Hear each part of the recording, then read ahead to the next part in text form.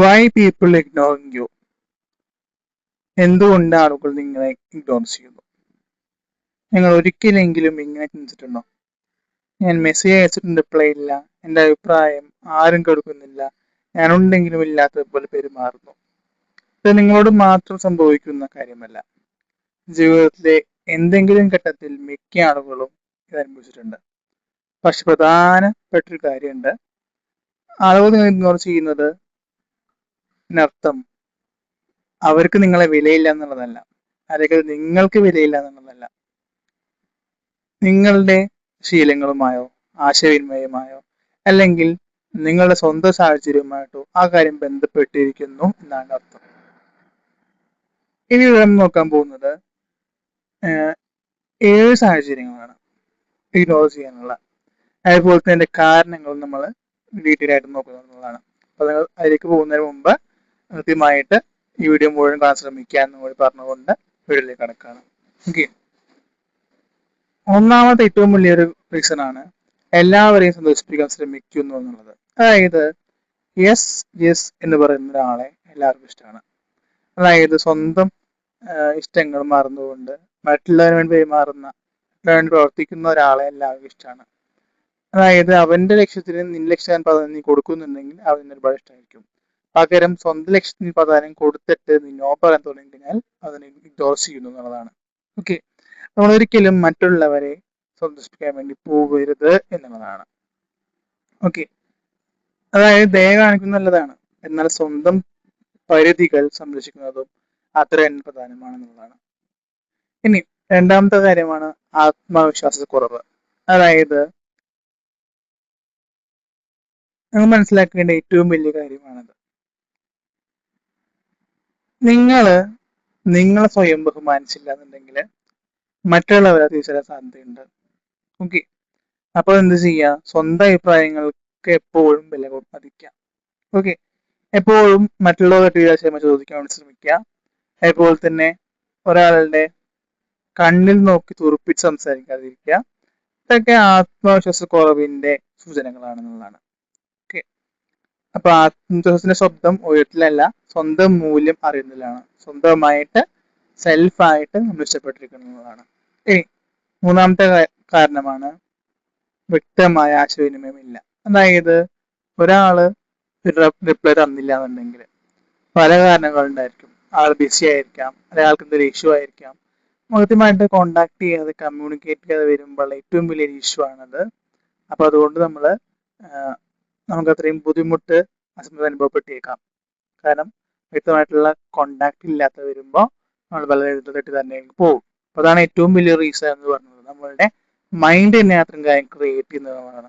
അത്തരം സംഭവം നമ്മൾ എന്ത് ചെയ്യുക? ഒഴിവാക്കുക എന്നുള്ളതാണ്. ഇനി നാലാമത്തെ റീസൺ ആണ് സ്വന്തം അഭിപ്രായങ്ങൾ പറയാൻ ഭയപ്പെടുന്നു എന്നുള്ളത്. അതായത് അവനോടത് പറഞ്ഞു കഴിഞ്ഞാൽ അവന് എന്നെ ഇഗ്നോർ ചെയ്യോ അല്ലെങ്കിൽ കഴിച്ചു പോവോ എന്നുള്ളൊരു ഭയമുള്ളത് കൊണ്ട് സ്വന്തം അഭിപ്രായം പറയാൻ മടിക്കുന്നു. അതായത് ഒരു നേതാവ് ഉണ്ടായിക്കഴിഞ്ഞാൽ ആ നേതാവിന് കുറവുകളും കൂടുതലുകളും ഉണ്ടാവും. കുറവുകൾ മുഖത്ത് നോക്കി പറയാനുള്ള ധൈര്യം ഉണ്ടാവണം എന്നുള്ളതാണ്. ഓക്കെ, കൃത്യമായിട്ട് ആവശ്യമായിട്ട് ബഹുമാനത്തോടെ സ്വന്തം അഭിപ്രായം പറയാൻ ശ്രമിക്കണം എന്നുള്ളതാണ്. ഓക്കെ, അല്ലാതെ അതായത് എന്തു കാര്യങ്ങൾ വരുമ്പോഴും നീ അവന്റെ കൂടെ നിൽക്കുമ്പോൾ അതിനൊരു വില ഉണ്ടാവില്ല. ഓക്കെ, ഇനി അഞ്ചാമത്തെ കാര്യമാണ് സ്വന്തം വളർച്ചയിൽ ശ്രദ്ധയില്ല എന്നുള്ളത്. അതായത് ദിവസങ്ങൾ കടന്നു പോകുമ്പോഴും പുതുതായിട്ടൊന്നും പഠിക്കുന്നില്ല, അതുപോലെ തന്നെ വായനയില്ല, പുതിയ കഴിവുകളും മറ്റു വളർച്ചയും ഒന്നുമില്ല. ഇങ്ങനെ ഒരു സമയത്ത് കൃത്യമായിട്ട് ആത്മവിശ്വാസക്കുറവ് ഉണ്ടാവുന്നവിടെ. അപ്പോ അതുപോലെ തന്നെ നിങ്ങൾ ബഹുമാനിക്കുന്ന അവസ്ഥയിലേക്ക് വരുമ്പോൾ സ്വാഭാവികമായിട്ടും മറ്റുള്ള ആൾക്കാർ നിങ്ങളെ വിലമതിക്കാതെ വരുന്നു എന്നുള്ളതാണ്. ഓക്കെ, സ്വന്തം വളർച്ചയിൽ ശ്രദ്ധയുണ്ടായിരിക്കും എന്നതാണ്.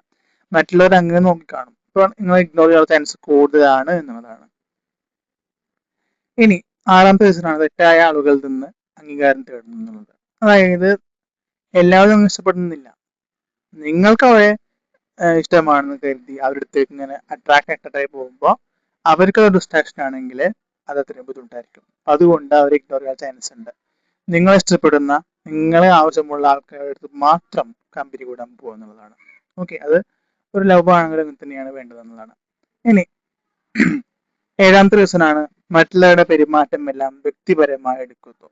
അതായത് ഒരാൾ റിപ്ലൈ ചെയ്യാത്തത്, ഒരാൾ ഇഗ്നോർ ചെയ്യുന്നത്, ഓക്കെ അവർ തിരക്കിലായിരിക്കാം നേരത്തെ പറഞ്ഞ പോലെ, അല്ലെങ്കിൽ അവർക്ക് എന്തെങ്കിലും ഒരു പ്രഷറോ എന്തെങ്കിലുമൊക്കെ ഇഷ്യൂസ് ഉണ്ടായിരിക്കാം.